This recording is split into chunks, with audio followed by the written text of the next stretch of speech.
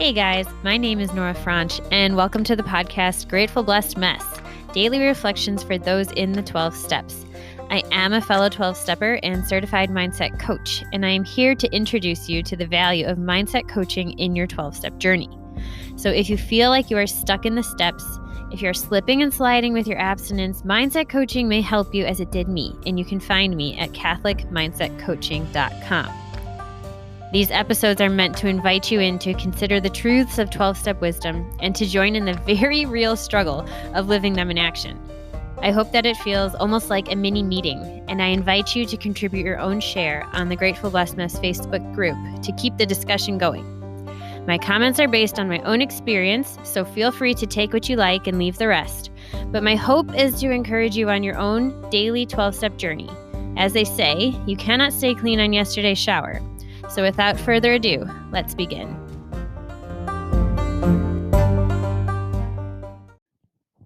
Hey everybody.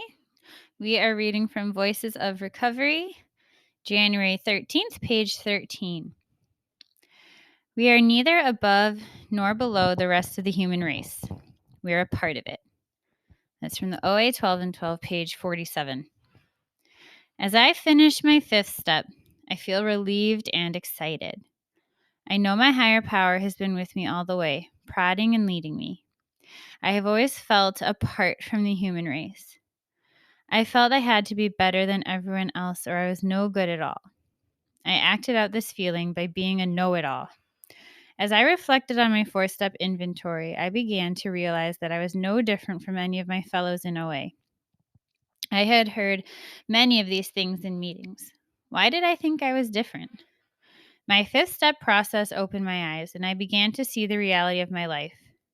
I was one of many, reaching out to others and to my higher power, trying to get healthy.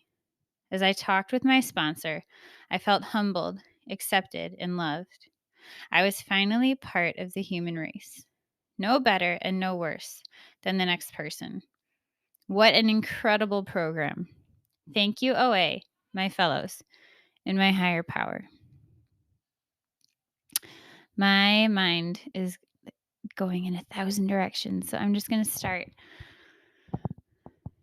I think one of the beauties of doing a fifth step, why it's so impactful, is that a huge part of our disease is the isolation in thinking that we're the only one, or that no one struggles as much as I'm struggling, or this idea that we think we're the worst of the worst, that everyone else seems to have figured this out.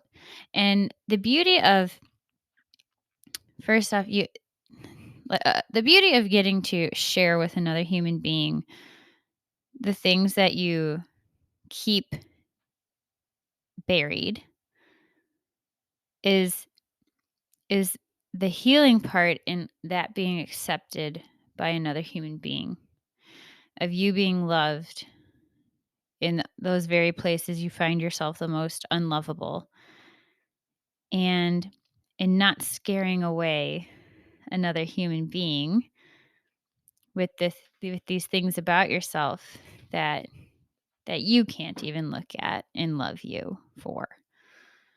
And I think there's a lot of different, even just psychological reasons for that, why it's so healing. But I know for me, this disease of isolation, of this, like, in my mind, of just being different from my fellows, or you'll hear it described as being terminally unique. And something that I kind of strive for in this podcast is, within reason, being open and vulnerable about the experiences I have in my life, because I found the safety within the rooms to finally start to share myself with the world. And I want people to know that obviously it has to be within the safety of whoever you're sharing it with. But like the Big Book says, it's our weakness, not our strength, that binds us together. that I guess what I long for just in the world, like for a cultural shift, is for people to not be so scared and protective of the things that they don't think are worthy of sharing.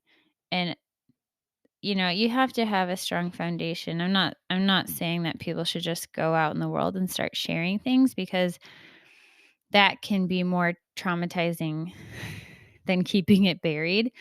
If you share it with the wrong people, or you share it before you are ready to share it, that's that's dangerous emotionally. And it also, um, sometimes people can share for the wrong reasons. So if you're sharing because you're looking for someone else to tell you that you're okay because you don't think you're okay, that's not a safe reason to share.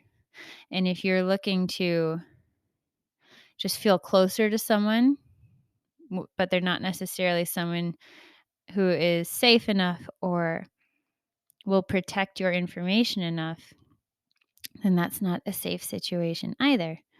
That's why the relationship of the sponsor and the sponsee is so cool, because you have the protective umbrella of the program and the anonymity of the program.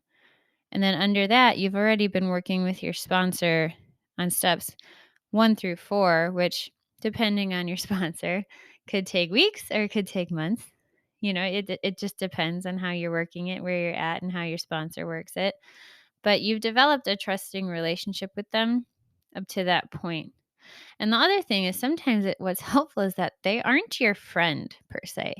You know, like, you're not going to be hanging out, a few days later with the neighborhood people. There's a safety in you not being like in each other's lives in that way. And so there's also just like the freedom to share what you don't, you know, need your neighbor Tom to know about you, because there is the safety and the anonymity of the 12-step group. And we live in an imperfect world. So even though I want the world to stop being in so much shame, anything, but that's what I desire, is like a healing of shame that we have about our stories and about our struggles and about ourselves.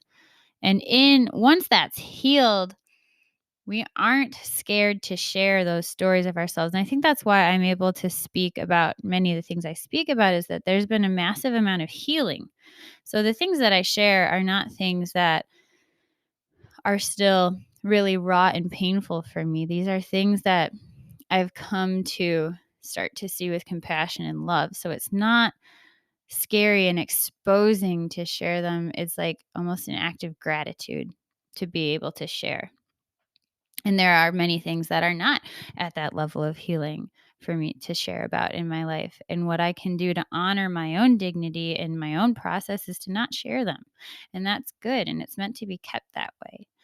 But I think that there's an immense ache in the world for people to actually be known, not as their, social media type facade of just the good times, but for people to be known in the aches and in the struggles, and so it gives them the freedom to stop putting forth all that extra energy to hide or cover it up, or to pretend to be what they're not. And people crave authentic relationships and connection. And we are not able to have that authentic connection when we are too scared to show our real selves. And so that's just something that's on my heart for just the world, just the world at large. But maybe that strikes a chord with you too. And I think, honestly, it's like, well, how do you start? Don't just go out and start blabbing. But I think if you are someone listening to me right now and you're in the 12 steps, I say work your program. Work your program. And it'll get you to a point where you're able to be more authentic and better connected with everyone you run into, because you'll then be working the 12-step principles in all your affairs. With that, I pass.